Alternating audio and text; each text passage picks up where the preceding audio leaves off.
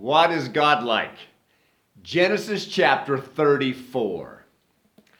Now, Dinah, the daughter of Leah, whom she had borne to Jacob, went out to see the women of the land.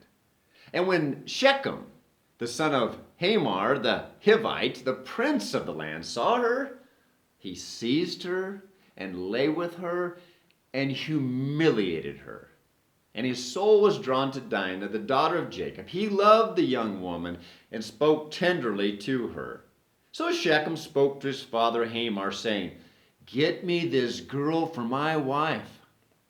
Now Jacob heard that he had defiled his daughter Dinah, but his sons were with his livestock in the field. So Jacob held his peace until they came.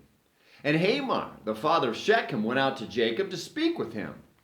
The sons of Jacob had come in from the field as soon as they had heard of it, and the men were indignant and very angry because he had done an outrageous thing in Israel by lying with Jacob's daughter, for such a thing must not be done. But Hamor spoke with him, saying, "The soul of my son Shechem longs for your daughter. Please give her to him to be his wife. Make marriages with us. Give us your daughters to us, and take our daughters for yourselves. You shall dwell with us, and the land shall be open to you. Dwell in it, trade in it, and get property in it." Shechem also said to her father and to her brothers, "Let me find favor in your eyes, and whatever you say to me I will give. Ask me for a great bride price and a gift as you will, and I will give whatever you say to me. Only give me the young woman to be my wife." The sons of Jacob answered Shechem and his father Hamor deceitfully, because he had defiled their sister Dinah. They said to them, "We cannot do this thing, to give our sister to one who is uncircumcised, for this would be a disgrace to us. Only on this condition will we agree with you, that you will become as we are, by every male among you being circumcised. Then we will give our daughters to you, and we will take your daughters to ourselves, and we will dwell with you and become one people. But if you will not listen to us and be circumcised, then we will take our daughter and we will be gone." Their words pleased Hamor and Hamor's son Shechem. And the young man did not delay to do the thing, because he delighted in Jacob's daughter. Now he was the most honored of all his father's house. So Hamor and his son Shechem came to the gate of their city and spoke to the men of their city, saying, "These men are at peace with us. Let us dwell in the land. Let them dwell in the land and trade in it, for behold, the land is large enough for them. Let us take their daughters as wives, and let us give our daughters. Only on this condition will the men agree to dwell with us and to become one people, when every male among us is circumcised as they are circumcised. Will not their livestock and their property and all their beasts be ours?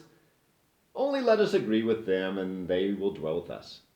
And all who went out to the gate of the city listened to Hamor and his son Shechem, and every male was circumcised, all who went out of the gate of his city. On the third day, when they were sore, two of the sons of Jacob, Simeon and Levi, Dinah's brothers, took their swords and came against the city while it felt secure, and killed all the males. They killed Hamor and his son Shechem with the sword, and took Dinah out of Shechem's house and went away. The sons of Jacob came upon the slain and plundered the city, because they had defiled their sister. They took their flocks and their herds, their donkeys, and whatever was in the city and in the field, and all their wealth, all their little ones and their wives, and all that was in the houses, they captured and plundered. Well, then Jacob said to Simeon and Levi, "You have brought trouble on me by making me stink to the inhabitants of the land, the Canaanites and the Perizzites. My numbers are few, and if they gather themselves against me and attack me, I shall be destroyed, both I and my household." But they said, "Should he treat our sister like a prostitute?" What is God like? He is the God who gives us great free choice. He allows us to choose. Evil people choose selfishly. Hurt people choose revenge.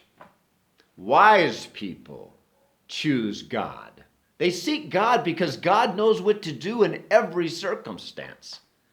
A young woman chose, without caution, to go out by herself, and she was raped.